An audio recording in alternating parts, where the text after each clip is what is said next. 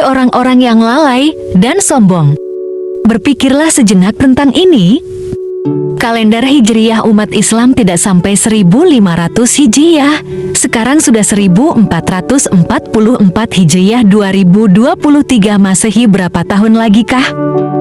Tidak terasa kita hidup di penghujung zaman. Rasulullah bersabda, zaman itu dibagi 5. 1. Zaman nubuah. Zaman kenabian diawali dari zaman Nabi Adam sampai baginda Nabi Muhammad. 2. Zaman khilafah 1. Dipimpin sahabat-sahabat Nabi, Abu Bakar, Umar, Utsman, dan Ali. 3. Zaman Al-Mulk atau kerajaan, berakhir runtuhnya dinasti Utsmani di Turki, kalau di Indonesia Majapahit, Sriwijaya, Galuh, dan sebagainya. 4. Zaman Jababiro. Zaman kebebasan maksiat di mana-mana, dan kita hidup di zaman ini. Fitnah-fitnah bertebaran untuk melemahkan kaum muslimin. Era fitnah terbesar akan terjadi saat Dajjal muncul, orang-orang yang tidak pantas atau zalim menjadi penguasa pemimpin. Jumlah umat Islam banyak, tetapi bagaikan buih di atas laut sedikit yang berjihad untuk membela Islam. Zaman ini sudah terjadi dan sedang kita jalani. Astagfirullah. 5. Zaman Khilafah 2. Zaman yang mana suasana seperti pada zaman Rasulullah. Nanti umat Islam akan dipimpin Imam Mahdi, hanya berlangsung lebih kurang 9 tahun. Pada zaman ini pula Dajjal muncul. Nabi Isa juga muncul, ditugaskan untuk membunuh Dajjal dan mengislamkan orang-orang kafir atau Nasyoro. Para ulama hadis memprediksi tentang usia umur umat Islam.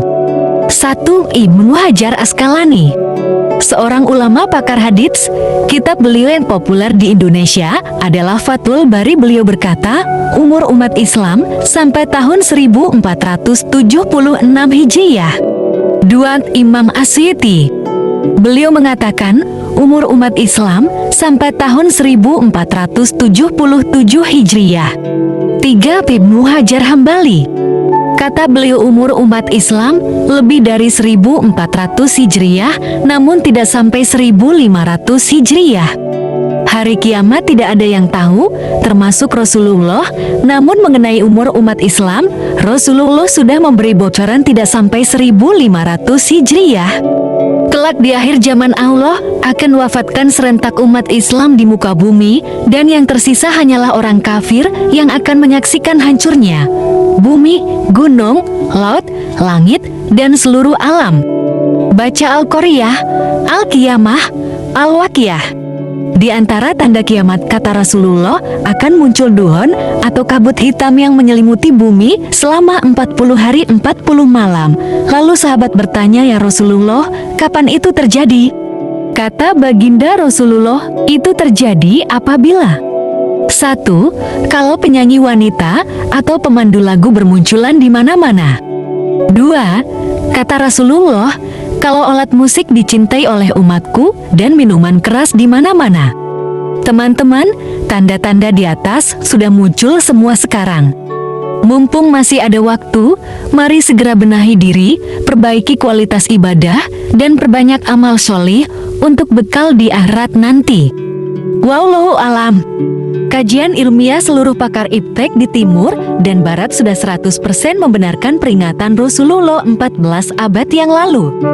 Dan janji Allah pasti benar dan tepat. Badan Meteorologi dan Geofisika menyatakan bahwa akan terjadi kemarau panjang yang akan melanda dunia. Dan cadangan air dunia saat ini hanya tersisa 3% saja. Lalu, apa artinya informasi ini bagi kita? Artinya adalah keluarnya Dajjal telah sangat dekat, dan munculnya Imam Mahdi telah berada di tengah-tengah kita tanpa kita sadari. Ini berarti apa yang disabdakan Rasulullah telah terbukti. Dalam hadits tentang kisah Tamim Ad-Dari, keluarnya Dajjal ditandai dengan keringnya danau Tabariyah Tiberias, keringnya mata air Sugar, dan pohon kurma Baisan tidak berbuah lagi. Dan jika kita mengikuti perkembangan informasi terakhir tentang 3 pertanda tersebut, sudah nyata terjadi. Sudah 2 tahun ini, pohon kurma di Baisan tidak berbuah lagi. Diikuti dengan semakin minusnya mata air Sogar, dan yang paling mencengangkan adalah surutnya air di Danau Tiberias di Israel sudah sangat mengkhawatirkan. Sedemikian, sehingga pemerintah Israel sibuk mencari sumber air lain. Salah satunya perencanaan penyulingan air laut. Dalam hadits lain dikatakan bahwa Dajjal akan keluar dari sarangnya ditandai setelah terjadi kemarau dan kekeringan selama kurun 3 tahun. Jika di antara kita ada yang pernah berhaji dari tahun 2011, tahun 2012, tahun 2013, tahun 2014, maka insya Allah pernah berjumpa dengan calon Imam Mahdi di dekat Ka'bah. Dan hanya orang-orang khusus saja yang mengetahui tanda-tandanya dan kemunculan Imam Mahdi. Ini seperti yang pernah dinubuahkan oleh Rasulullah adalah ditandai wafatnya raja yang namanya bermakna nama hewan. Bisa jadi ia adalah Raja Fat. Fat artinya singa. Setelah itu terjadi perselisihan dan naik tahta raja yang banyak dosa Al-Saud, kemudian meninggal. Wallahu alam. Di masa atau setelah masa pemerintahan Raja Salman inilah terjadinya pembaiatan atas Imam Mahdi dari pertanda ayat-ayat kauniyah tersebut.